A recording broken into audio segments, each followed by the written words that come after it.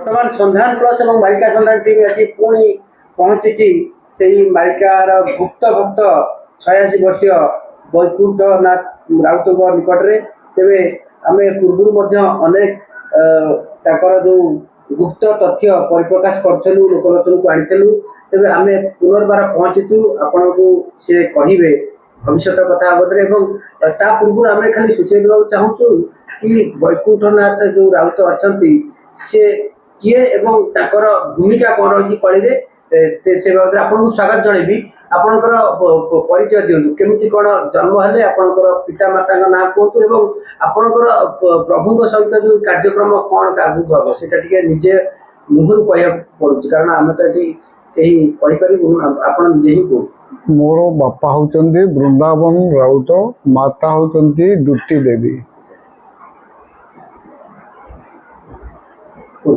तापरे कहीं रोचे मु तो गुप्तर किसी मु तो प्रकाश रे अच्छी लोक मैंने भावुंट ये गुप्तर रही कहीं प्रकाश हुआ तो कौन प्रकाश हे गत थरक ये कथा आप पचार मुझे मना कर कौन प्रकाश हे मत आप कौन भावुन सब मुझे मुझे किंतु ये कथा मु कहि महापुरुष अच्युतम निर्देश तू क्या किसी कहबू नहीं चुप रही समय आसिले बड़े परिप्रकाश हम अबिका आम कहवाटा उचित हम नहीं ये सब महापुरुष निजे कहते मत केमी देखा कौ रूप देखा यहाँ मुझे आरथरक कही कि आप रखिले रखिले कल परवर्ती समय विषय आलोचना करवा तेज कह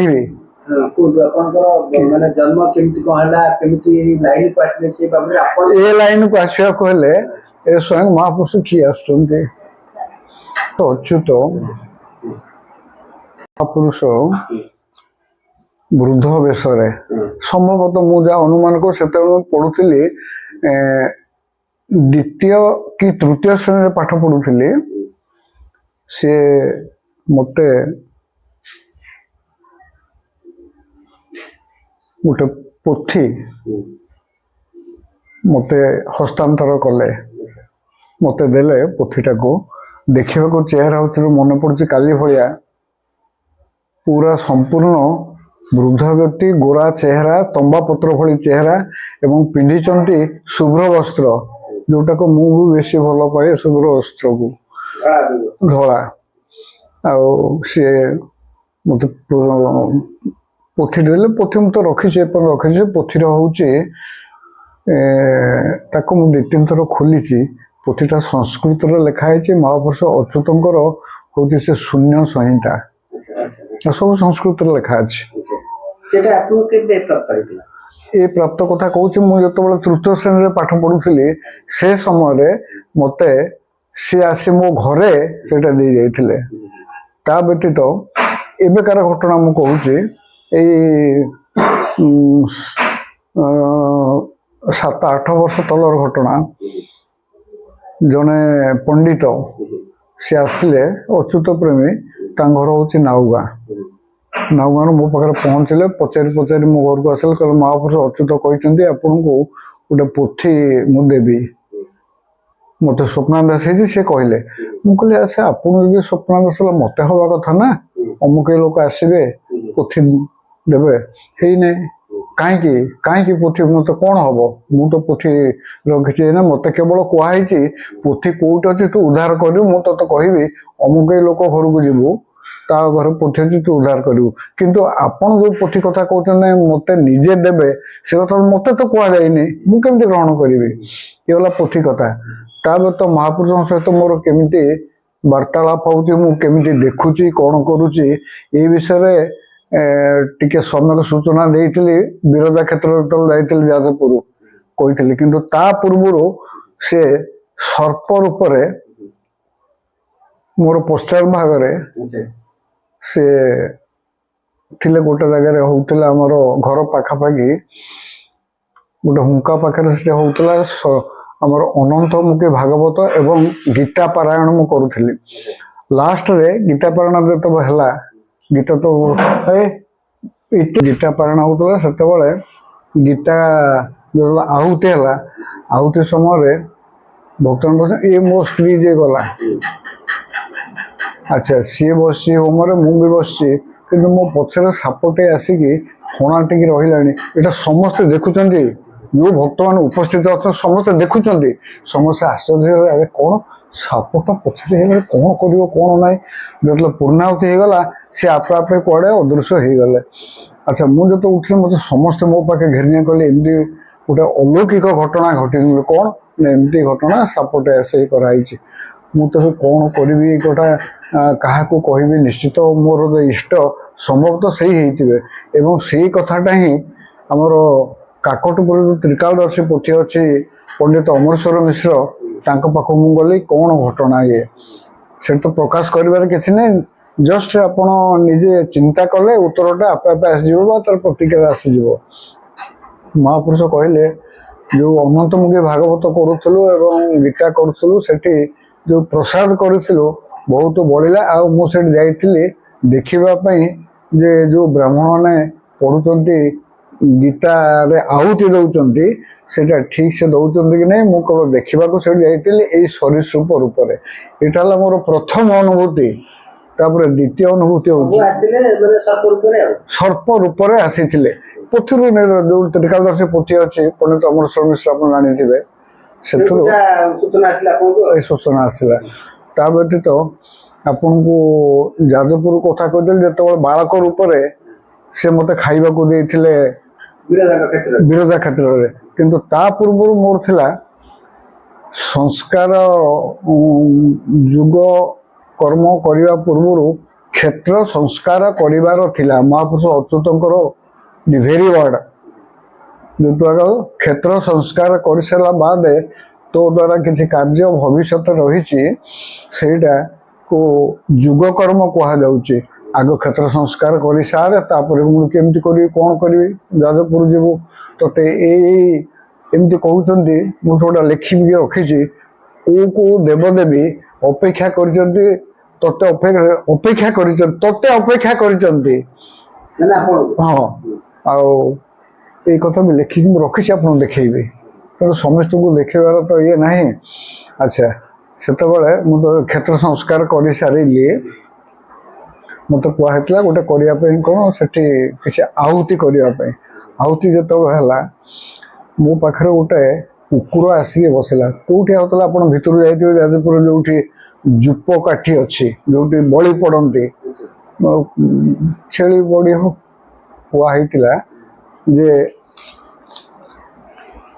କ୍ଷେତ୍ର ସଂସ୍କାର ଆଗ କରିବୁ। ସଂସ୍କାର କରିବାକୁ ହେଲେ ହୋମ କାର୍ଯ୍ୟ କରିବାକୁ ପଡ଼ିବ। ହୋମ କରାଗଲା।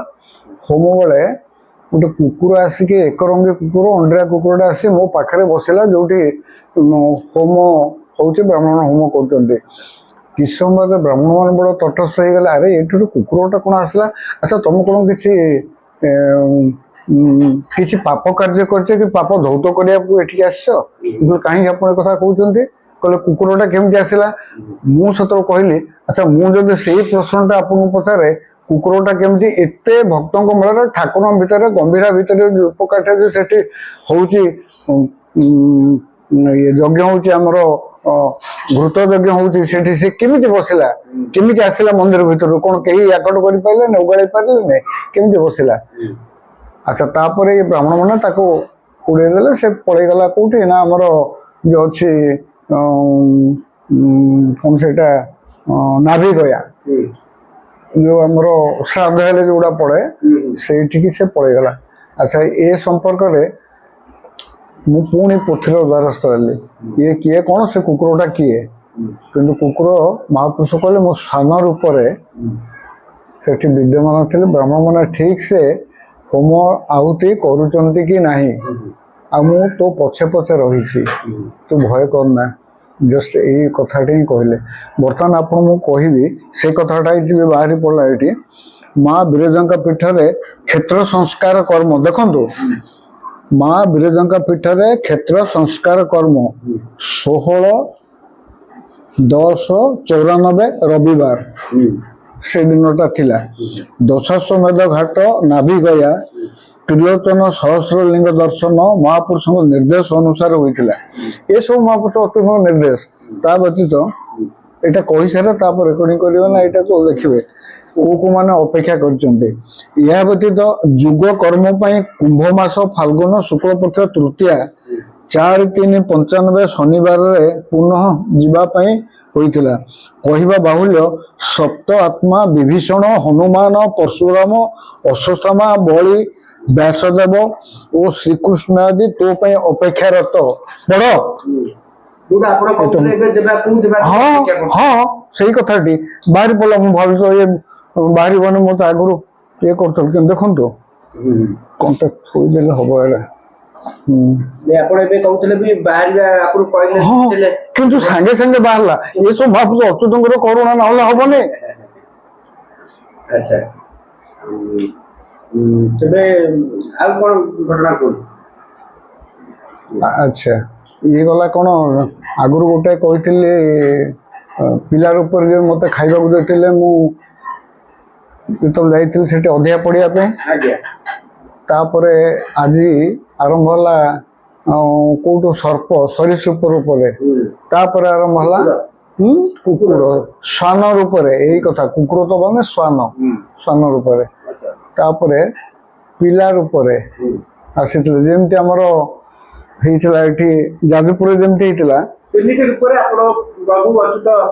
ହଁ ସିଏ କହୁଛନ୍ତି ତୁ ଭୟ କରନା, ମୁଁ ତ ପଛେ ପଛେ ରହିଛି। ଏପରି ସେତେବେଳେ ମୁଁ ଆପଣଙ୍କୁ କହିଥିଲି ମୁଁ ଭୟାଳୁ, ମୁଁ କେମିତି ଯିବି ଏତେ ବାଟ, କଲେ ମୁଁ ତୋ ସହିତ ଯିବି। ଏବଂ ସେଇଟା ହେଲା କଣ କେମିତି ଯିବେ ଆମର ଏମିତି କଥାବାର୍ତ୍ତା, କେମିତି ଯିବେ କେମିତି କହିଲେ ତୁ ଯେତେବେଳେ ମୋ ପୀଠକୁ ଯିବୁ ସେଠି ଆରାଧନା କରିବୁ, ସେତେବେଳେ ଗୋଟେ ବଟ ପତ୍ର ତୋ ମଥା ଉପରେ ଖସିବ ଏବଂ ତୁ ତାକୁ ଗୁରୁ ଭକ୍ତି ଗୀତା ପୁସ୍ତକରେ ତାକୁ ନଉ, ତାରି ମାଧ୍ୟମରେ ମୁଁ ଯିବି। ଏଇ କଥା ସେତେବେଳେ କୁହାଯାଇଥିଲା। ତାପରେ କଣ ପତ୍ର ମାଧ୍ୟମରେ ମହାପୁରୁଷ ଅଚ୍ୟୁତ ଯାଇଥିଲେ, ଯୋଉଟା କି ତାଙ୍କ ଦ୍ଵାରା ରଚିତ ଗୁରୁ ଭକ୍ତି ଗୀତା ମୋ ପାଖେ ପାଖେ ଥାଏ। ସେ ତାରି ମଧ୍ୟରେ ମୋ ସହିତ ଯାଇଥିଲେ। ତେଣୁ ଯେତେବେଳେ ଯାହା ହଉଛି ସବୁ ସେ ହିଁ କହୁଛନ୍ତି। ଆଜି କଥା ଏ ତ ପ୍ରମାଣ। ମୁଁ ଆପଣଙ୍କୁ ତା ପୂର୍ବରୁ କହିଥିଲି ନା ଯେ ମତେ ଆଗରୁ ଟିକେ କହିଥିଲେ ମୁଁ ଖୋଜାଖୋଜି କରି ରଖିଥାନ୍ତି, କିନ୍ତୁ ସାଙ୍ଗେ ସାଙ୍ଗେ ବାହାରୁଛି ଏଇଟା ମହାପୁରୁଷ ଅଚ୍ୟୁତ କରୁଣା ବ୍ୟତୀତ ଅନ୍ୟ କିଛି ନୁହେଁ। ତାପରେ ଦେଖନ୍ତୁ ସେ ଯୋଉ ଫାର୍ଷ୍ଟ ଏପିସୋଡ ଯୋଉ ଗଲା ସେଥିରେ ଆସୁଛନ୍ତି, ବହୁତ ଆସୁଛନ୍ତି ଏବଂ ଏଇ ଡ୍ରେସ କଥା ପଚାରୁଛନ୍ତି। ଦେଖ ମୁଁ ଦେଖେଇ ହବା ପାଇଁ ନୁହେଁ, ମୁଁ ଯେମିତି ମୋର ଆପଣ ମାନେ ଯେମିତି ଅଛନ୍ତି ଘରେ, ମୁଁ ସେମିତି ସାଧାରଣ ଭାବେ ଅଛି। ମୁଁ କୌଣସି ଡ୍ରେସ ଫ୍ରେସ ପିନ୍ଧିବାର ସପକ୍ଷରେ କେବେ ନୁହେଁ। କାହିଁକି ଲୋକ ଏମିତି ଚିହ୍ନିବେ? କିଛି ଚିହ୍ନିବାର ଆବଶ୍ୟକତା ନାହିଁ। ସେମିତି ମୋ ପରିଚୟ ଆପଣ ଜାଣନ୍ତି, ମୁଁ ପରିଚୟ ଦିଏ ମୋ ଘର ହଉଛି ନେମାଳ। କନ୍ଦରପୁର କେବେ କୁହେନି ମୋ ଘର ହଉଛି ନେମାଳ। ଯଦିଓ ଏଠି ମୁଁ ଜନ୍ମ ହେଇଛି କିନ୍ତୁ ମୋର ସବୁ ହଉଛି ସେ ବଟପୁଟିଆଙ୍କ ପାଖରେ, ମହାପୁରୁଷ ଅଚ୍ୟୁତଙ୍କ ପାଖରେ ସବୁ ମୋର ଇଏ। ଆମର ଯୋଉ ପିଲାଦିନ କଥା କହୁଥିଲେ ଆପଣ, ତୃତୀୟ ଶ୍ରେଣୀରେ ଆପଣଙ୍କୁ ପୋଥିଟା ପ୍ରାପ୍ତି ହେଇଥିଲା, ସେଟା ତ ପରବର୍ତ୍ତୀ ଭିଡିଓ ଆମେ ନବା ଦେଖେଇବା। ତାପରେ ଆପଣ ସେଇଦିନ ଠାରୁ ପ୍ରଭୁଙ୍କ ଲାଇନରେ ଆଗକୁ ଆଗକୁ ପାଦ ବଢେଇ ଚାଲିଲେ।